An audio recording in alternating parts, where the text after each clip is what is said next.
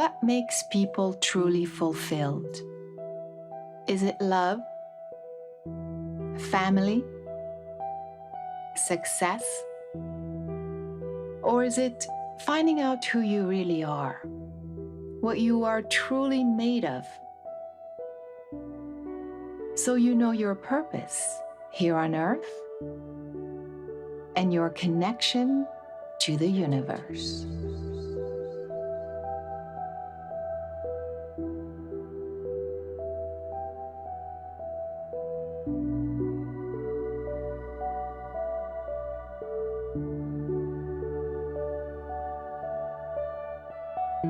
We exist as physical beings in a physical reality, while our mind is in constant communication with unseen forces and unknown worlds. We are the visible part of a potentially infinite, invisible realm. How do the two worlds, mind and matter, coexist, collide, and interact?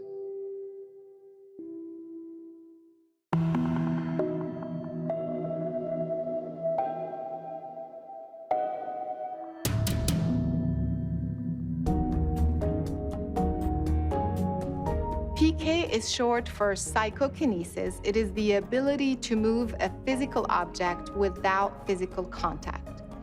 I've been working with PK for the past couple of years with very interesting results.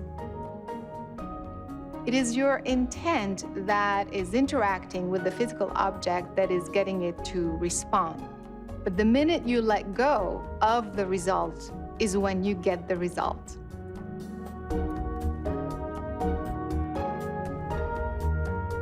At the Institute of Biosensory Psychology in St. Petersburg, Russia, you can learn how to use your consciousness to move a physical object.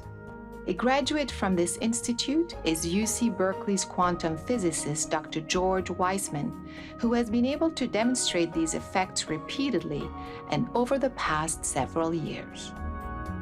Well, it's just a freely suspended object. And it's inside a glass cylinder so that it's isolated from the heat, from drafts, and so on. If you leave it alone, it doesn't move at all. What we do is to basically focus on it and make it turn. So from the ordinary physics perspective, this is impossible. It's not there's consciousness and there's objects. Objects and space and time all are manifestations within consciousness. It's a kind of unification. Matter, so-called particles, are more like information carriers. Particles are not things. Even once you've seen it, it's not an actual existing particle, but then it can be thought of in a way. It is described by this wave function, which is just a probability function.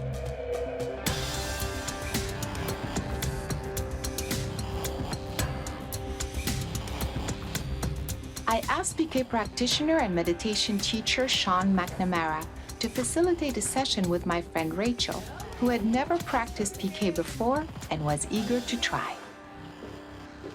Sean, I'm so excited about this. I mentioned Rachel to you. I can't tell you how excited I am. I cannot wait to learn. Yeah. It sounds like you have a lot of confidence already. Like some part of you already believes that it's possible. Is that true? Oh, I do. I have been studying and so passionate about the power of thought and intention. I mean, ever since I was 14, went through a really difficult time in my life.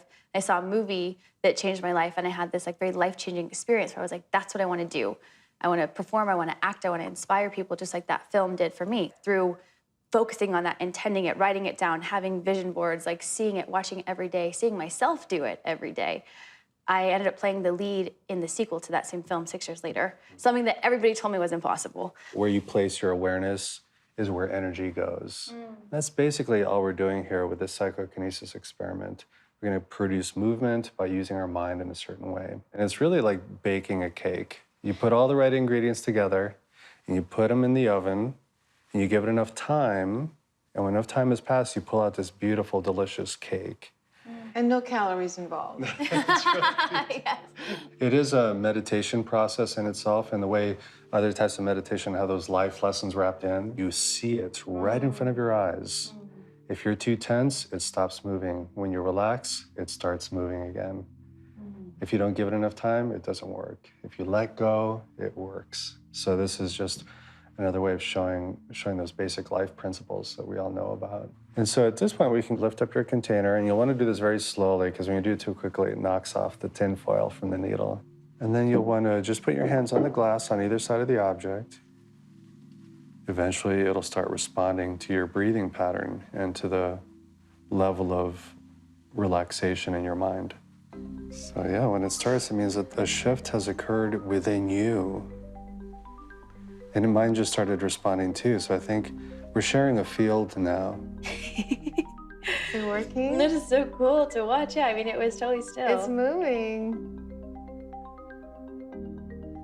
As maybe silly to some as this may sound, sending love to the material, saying like, I love you, like, let's work together on this, let's be one, let's move together. Look what it's doing as you're talking about love. Your heart's opening as you're talking about it, and it feels it. And I can also feel whenever I start to feel those ego thoughts or wanting to get it right or afraid of failure, then there's this disconnect.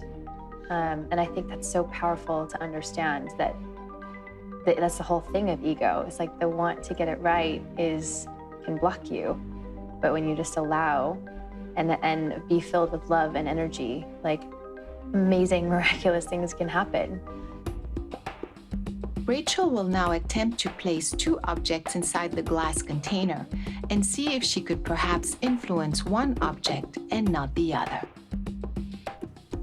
I was wondering if I am here, if I'll have more ability. Sure, keep going, because the other one Look, just it's started working. going. There you go. There you go. Clearly, Rachel's talented. I mean, that's like amazing. And it's her first time. And this is the hardest condition to be under. Not only is it your first time, but you have 6 cameras on you. There are other people in the room watching, hoping, expecting. Yeah. These are the hardest conditions for anyone to operate under for psychokinesis. So congratulations.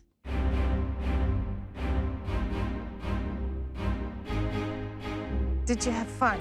Oh my gosh, it's so much fun after even just those 2 experiments. I learned so much about myself.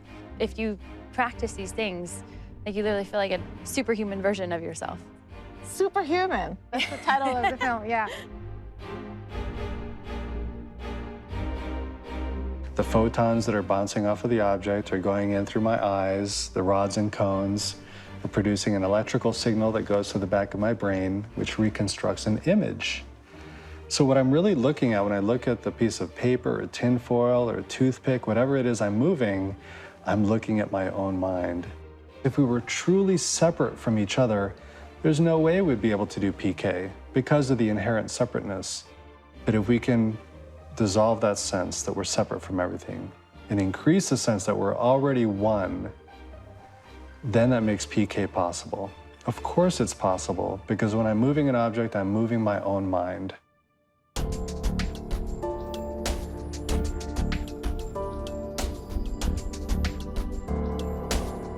Dr. Mike Willicke is a professor of neurobiology from the University of California in Berkeley and a researcher at an NIH-funded laboratory. His interest in PK began after a profoundly transformative Zen meditation experience, which led him to alter entirely his model of reality. This is completely sealed from any electric. I started working with Mike in 2017, and I was most impressed by the scientific rigor he brings to the field, and also how far we were able to stretch the boundaries and possibilities of this methodology.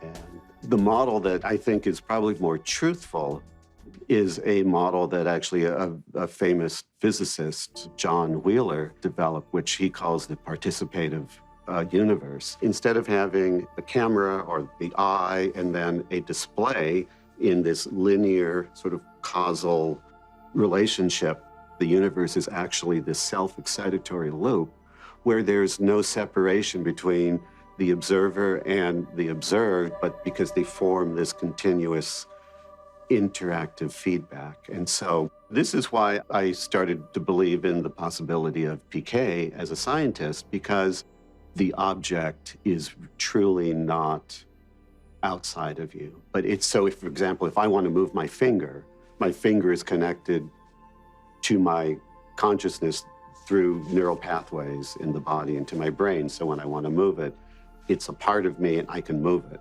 The piece of paper in front of me is not physically connected with neural pathways, but it still is a phenomenon and an appearance within my consciousness, what you might call a back channel. If you think about it, the brain and actually all the cells in our body are phenomenon occurring within this bigger consciousness. The idea is then to try to influence this piece of paper that's totally isolated and get it to rotate. To rotate without any effect from any known physical forces. You explained to me that it's actually quite difficult to do it with a vacuum. So actually, it's impossible. So not just difficult, which is why I've added a little twist, which actually allows me to accomplish this in a vacuum. Something very similar to this is inside the container. And so what I'm doing is I'm adding random mechanical fluctuations or perturbations to the target. By controlling the amplitude of the signal that gets to the speaker, we can control the amplitude and how much motion is actually induced in the target, but typically it's probably less than a millimeter. It doesn't cause any large-scale ordered rotation, but rather just this very small oscillation of the target. The standard protocol for doing a proper experimental design is you obtain a baseline period, just establishing that there is no motion, that there is no environmental effect. So what you're saying, when we are creating the baseline over several hours, this very small linear oscillation is taken into account. Right, and will be visible. And will be visible. So we know that by the time you're influencing the target, we see a big difference, and we see the rotation that is coming from the consciousness or the intent as opposed to from the little speaker. I'm gonna let you try it yourself. I'm gonna leave you some space. Okay.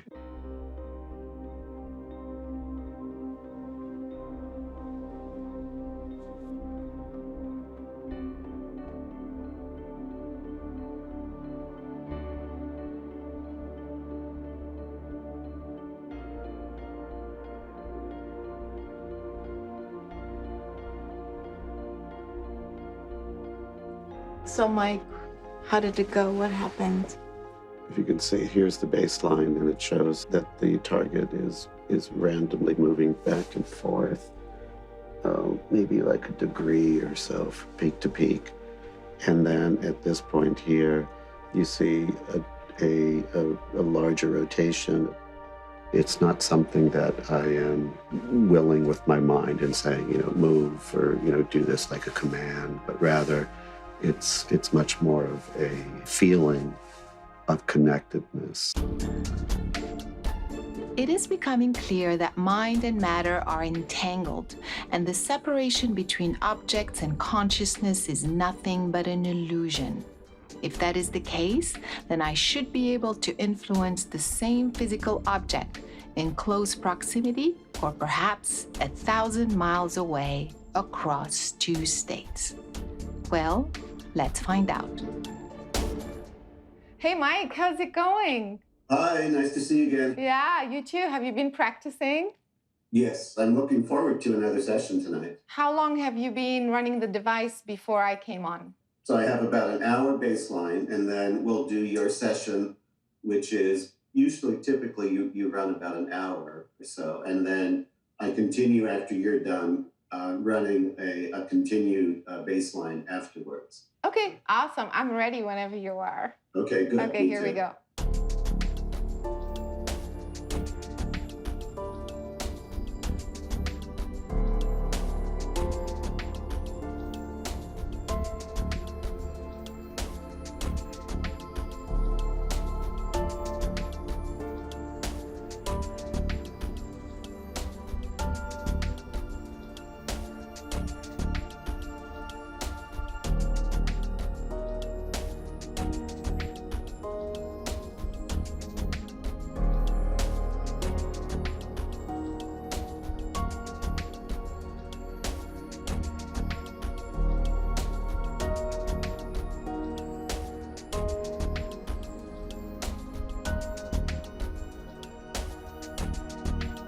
It was just like turning. That's really something I haven't seen before, having it rotate multiple times in succession like that. Is it possible the people who are watching would say this is a fluke? Could this ever be a fluke since the baseline was established for so long? Typically, during the baselines, it's completely motionless and still. So I'm confident that the results we're getting are being really provided by your intention and not by any other kinds of environmental factors that could be influencing the target.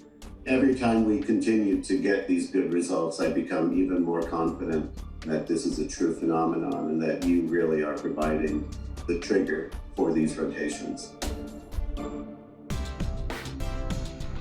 My theory is when we perform PK or any other mind over matter exercise, our consciousness switches the brain from linear functioning, firing randomly in different areas, to 100% capacity, whereby the brain functions as a whole. Anyone can do this. In fact, without knowing the anatomy of the brain, all you have to do is focus your intent on the center of the brain. And that information is then distributed through the corpus callosum to the two hemispheres, which allows you to understand what's going on, and through the endocrine system, which then allows you to feel what is going on. Because the brain is now engaged at its full 100% capacity, you can now perceive and experience things beyond the normal human range, meaning beyond time and space. If this is true, then we should be able to transcend any limitation of our physicality, perhaps even our eyesight. Our first stop is in the UK, where we encounter children who are using blindfolds to access their superhuman abilities. We're gonna play some games. Put your blindfolds on for me, please. Ready? Justin, tell me what's on this card. Teacup. And now tell me what's on this card. Tiger. Isabella, what is the shape and color of this stone? Kind of like a circle, and it's not really, it's kind of like see-through. Here's yet another example of how consciousness can interact with the physical world beyond what science claims to be possible. When we work with the blindfold, it's so that we can encourage the children to use the vision that they have with their higher consciousness. Evie, tell me the shape and color of the stone. It's red and kind of a circle. Yes. Evie, tell me what I'm holding in my hand. A wooden spoon. We expand their consciousness beyond that they believe or understand that they can, take them out into universal energies. Okay, now let's go search for that beautiful inner light of yours. I can see it. Fantastic. Bring the light out into the area around you, your I've done light it. field. Good boy. Well I can done. see it. And then they can work with the higher consciousness, seeing, because they have the potential to see from every cell in their body. Now, you're going to read a line each. The other dragons were purple with smooth, shiny scales, but Marmaduke was faded orange with sticky out scales. Excellent, good girl. It's like witnessing a miracle. It's just beautiful to watch. George was enjoying a quiet evening in the Heavenly Hippos Wildlife Park. Suddenly, he spotted a group of animals creeping past. The first time I actually saw it for myself, when I come to do my training, the only word I can think of is emotional. It was very emotional. Pitter-patter. The rain was tapping, and the windows and the wind was banging. When my son started to read and I saw him reading, Our day out is ruined. they kind of shine. It's just amazing. No mouse would put a paw out in that weather. Needless to say, I wanted to know what it felt like to experience the physical world through these blindfolds. Totally dark, yes. Wow.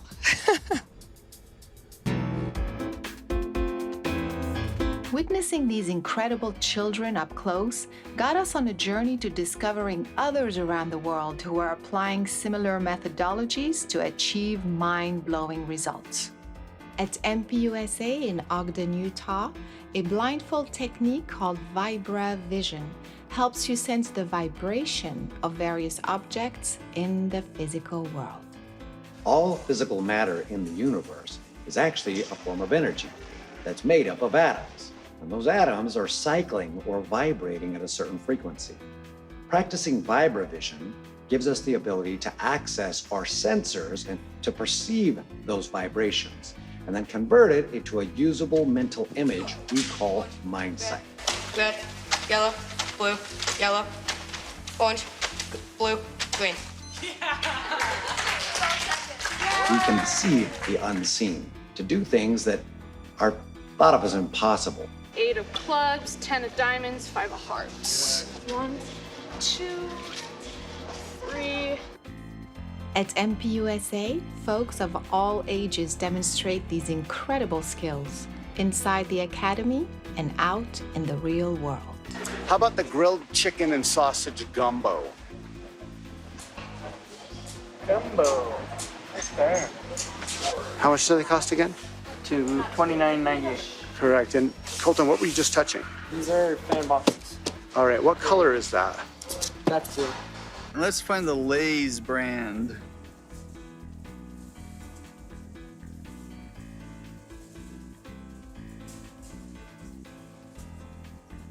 Old Spice body wash. Very good. From Utah, we make our way to Stuttgart, Germany. There, children are using a different approach to the methodology and display skills with impeccable accuracy. In the beginning, it felt a bit weird when I was able to see without my eyes, but after a while, you get used to it.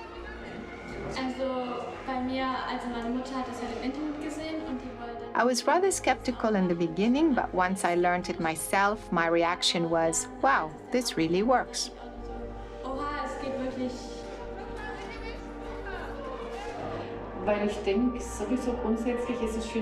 I believe much more is possible than we know. Human beings have a lot more skills that they could develop. I also have a granddaughter who learned this skill and bops around with the mask here today. I'm amazed how well it works.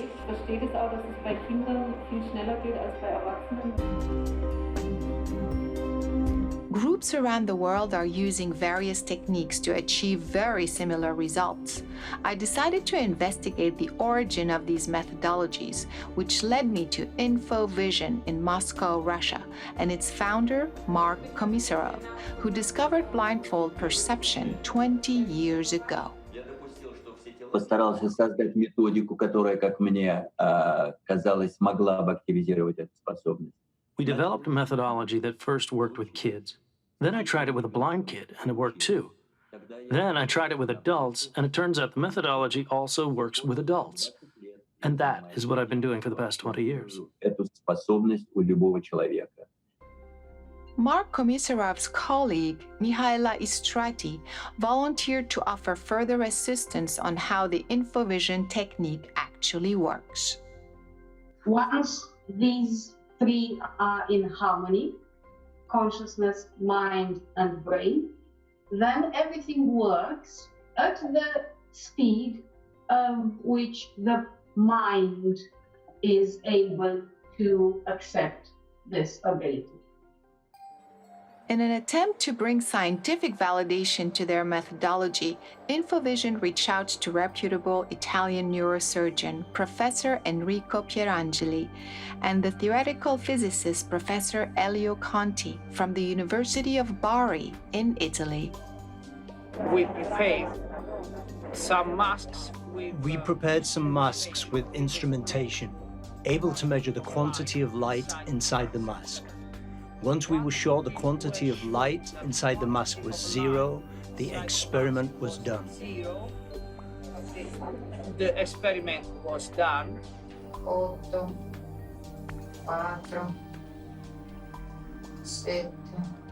And the volunteers And the volunteers were able to read the words on the computer. the computer. 1942. Also, when they were asked Also, when they were asked in which color these words were written, they were also able to describe the colors. We just recognize this as a fact. recognize that this is a fact. 5989. These methodologies can be applied to various eyesight issues such as Sylvia's advanced farsightedness, Radu's severe astigmatism, which had made it impossible for him to read, Ce întrebări ți-au venit în minte în timp ce citeai? or even the blind who are now able to perceive their environment with more ease.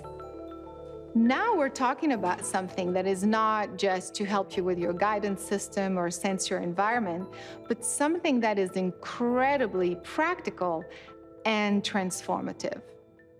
Если слепой ребенок начинает видеть, и я вижу слезы матери... When I see the tears of a mother who brought a blind child and the child starts seeing after my seminar, that is what's important. Ответить на ваш вопрос. Синий. All the senses are coming together, and that gives you the experience of the environment non-locally. So it is not that you are visually seeing what is behind you, you are experiencing what's behind you.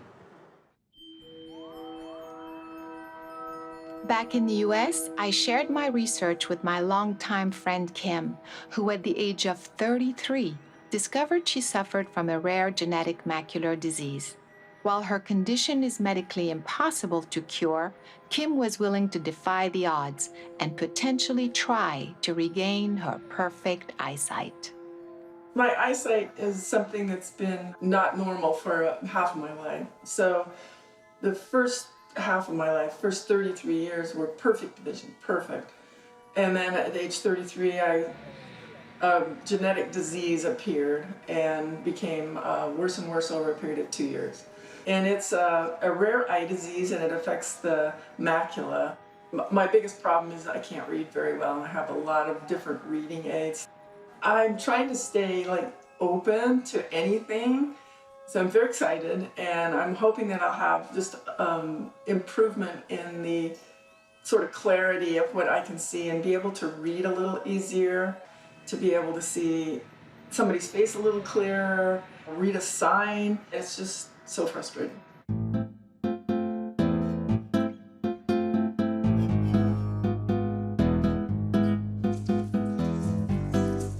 One of the things we did that was really mind-blowing was to wear a mask that completely blacked out all light. There you go. I'd like you to look around the mask in the darkness for the beginning.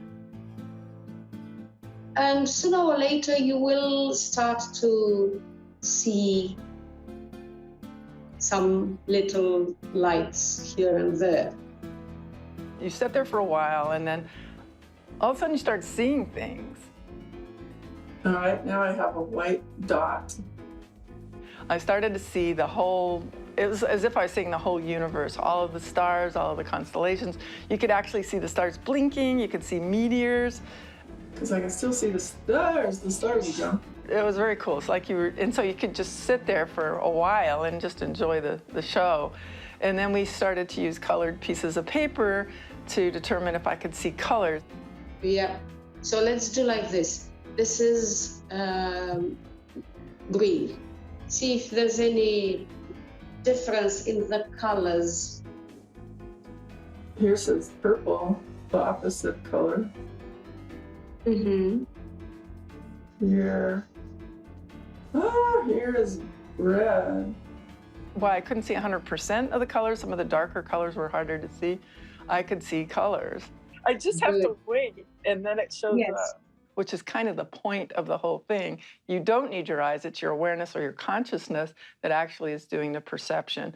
And it actually feeds to your visual system so you can then see it. So your consciousness sees it before Your eyes see it, not the other way around.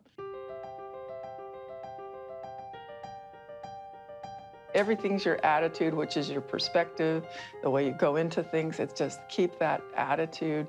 I can do this, anybody can do this.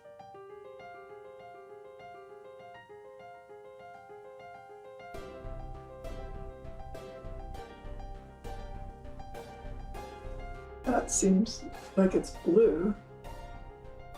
It is blue. Let's start with the mask. And I'd like you to set your focus as a periscope on the papers that I want you to see. Green. Excellent. Excellent. Looks like pinky red, magenta, whatever. Pinkish Yeah, red. Red. Excellent. Excellent. I got yellow. Yellow it is. Oh. Okay, well done. Pink. Marvelous. It is pink. Oh, wow. My instructor would show me letters. She'd hold up little kids' letters, and they'd be in a color, and they're all capital letters. And I could actually see those.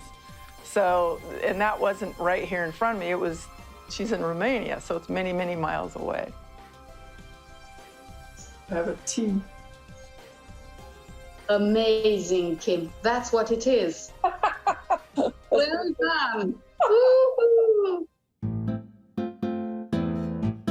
Normally, if I pick up something to read, I'd get my magnifying glass and I'd assume this position. And this is really hard on my neck.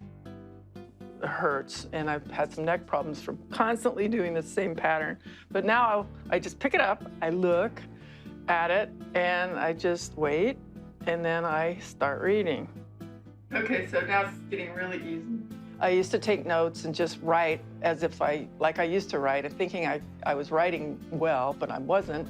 And so now what I'm doing is taking my time and seeing what I'm writing and making sure that each letter has a space around it, and so that I can now go back and read it, whereas before I couldn't see anything because the letters were on top of each other.